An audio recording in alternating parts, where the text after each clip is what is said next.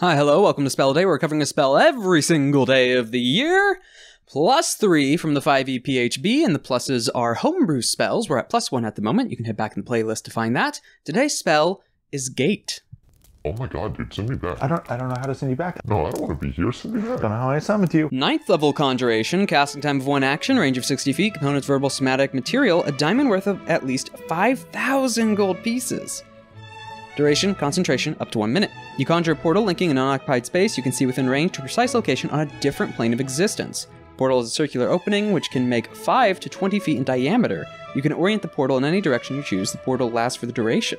The portal has a front and a back on each plane where it appears. Travel through the portal is possible only by moving through its front. Anything that does so is instantly transported to the other plane, appearing in the occupied space nearest to the portal. Deities and other planar rulers can prevent portals created by the spell from opening in their presence or anywhere within their domains. When you cast this spell, you can speak the name of a specific creature. Pseudonym, title, or nickname doesn't work. If that creature is on a plane other than the one you are on, the portal opens in the named creature's immediate vicinity, draws the creature through it to the nearest unoccupied space on your side of the portal. You gain no special power over the creature, and it is free to act as the DM deems appropriate.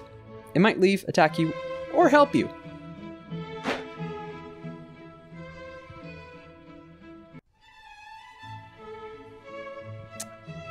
Apocalypse? 9th level spell means it's gotta be quite the heavy hitter for the spell slot you're casting that at, and this single spell slot is that a lot of other spells are fighting for.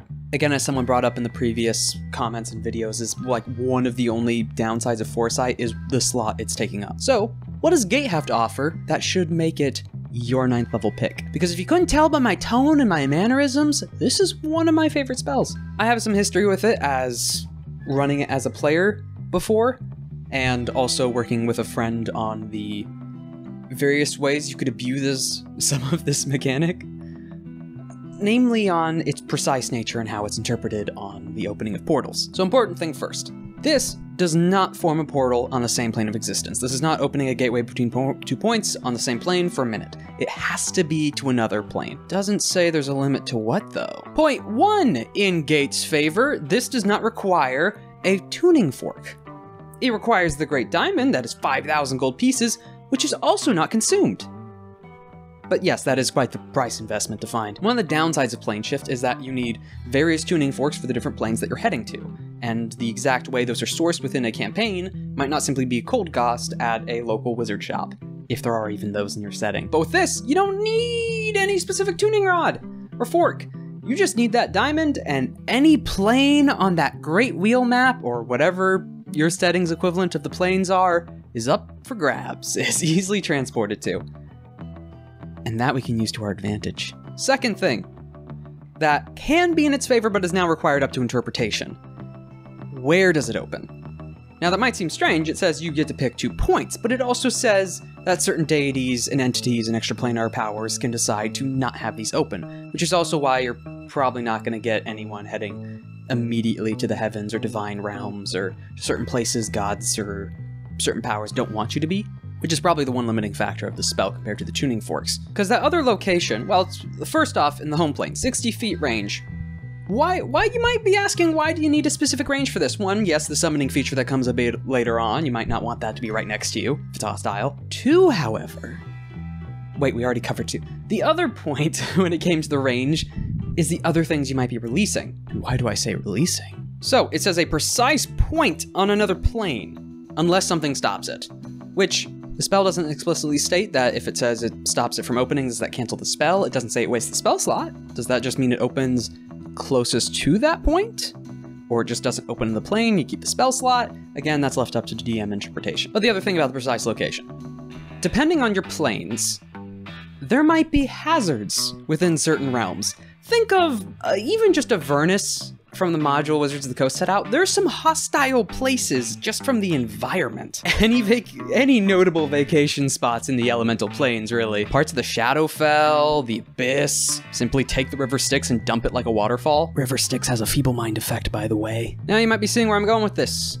So let's read off some of the base D&D examples. Because who wouldn't like a little taste let's go through the elemental planes first. What about the Sakaro Straits, where the plane of fire ends up bordering on the plane of air, where it is an endless storm front of wind, ash, hellfire, and howling gales that will tear bone and sear flesh in the same action. Or, still in the plane of air, the Labyrinth Winds. While calm in some areas, the Labyrinth Winds can form its walls to be strong enough to tear creatures apart by simply entering it at the wrong angle.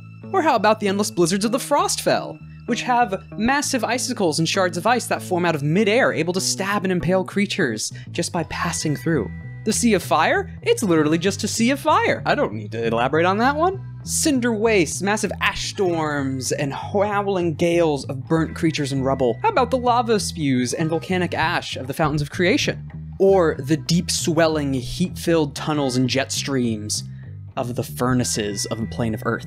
Or, you know, just flood everything by opening a portal at the bottom of the plane of water. When we get to the other planes, things get a bit more complicated. But now we get to the other point of it, which is half the last feature, which we should cover first. So, when it comes to the specific summoning of something, you need its name. It does not need to be willing, and importantly, there is no save. No save. Though by specific nature worded in the spell, it doesn't say a true name. It says that titles, nicknames, pseudonyms don't work. Would that mean a true name is safe? As in, you have to have the true name to do this? Or could it also just be their title? But then again, that's a title, or is it their name, or what? Does it have to be the true name, or could certain other names count? Mention in the description. I mentioned in the comment, not the script. Mention in the comments. Though, one very important thing outside of the name and the specifics of what you are summoning. It doesn't go away.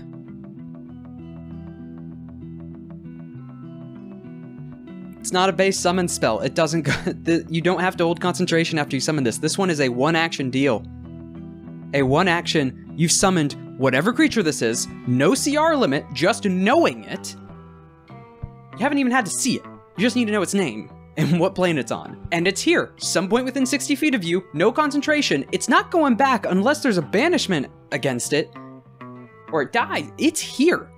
Whatever greater demon you just summoned is standing right there 60 feet away from you. And you've just created a really big problem. With the devastation and possible utility of the various places and locations that you can summon that have a natural effect, which you can bring onto the battlefield, virtually covering a different spell effect, if you were to be fun and flavorful with this, I would allow, if you knew a specific location, or precisely where an eruption was taking place in the Fountains of Creation, half of one meteor of meteor swarm to come out of that. Again, it depends your interpretation of the spell, what your GM allows, or how the spell's read, or how the planes are read. But I mean, that's such a fun image, isn't it? Again, that River Styx scenario, or anything from the Abyss. I'm not even gonna go through the planes or the hells, or the Abyss, the hells and Gehenna, because those are hostile, and those should obviously be hostile. Opening any of those, we'll get to one in particular, is really bad. It shouldn't be needed to say. Opening a gateway for a minute to one of those planes is not good. And you can make it a specific location to make it even worse. Because now we have to get into how the exact planes function, the creatures that are there. So when it comes to the Shadowfell, depending the Shadowfell in your setting, this, again, that clause or asterisk should really be on any of these. The certain extraplanar creatures will act a bit differently. Some will just shut this out, which does that also include trying to summon a creature from there? Can one of those deities protect that creature? Something to think about. But the important point to note is those extraplanar creatures that are always looking for that edge, that little inkling into the material realm, or one of their other planes. This doesn't have to be specifically from the material realm to another plane, it just has to be to another plane. Can't be the one you're on. Plane of air and earth hitting each other, and you're on one of those and having some trouble? Just open a gateway there! They'll deal with each other. And in particular, at least when it comes to base descriptions of the Abyss and demons, is they look for any specific opening into the material realm or other realms and swarm it. This was the plan D for one of my player characters, or no, for one of my characters when I was playing a game. When we were heading against the final boss of, if everything else fails, cast a gate to point in the Abyss, the room is going to be flooded with demons. None of which you control, to be fair, But it's this idea that it's an army on command if you've made a deal with something on the other side, or know that the thing on the other side is going to take advantage of this. But when it comes to this spell, the possible utility, locations, and how it is just amazing at travel in the first place, yes, it's limited to a minute, but any other plane, and the precise location? It's not the vagaries of teleport, and you can vaguely know it, or a certain teleportation circle. The precise location? 10 out of 10. Summon any creature against its will, no CR cap. Just know its name.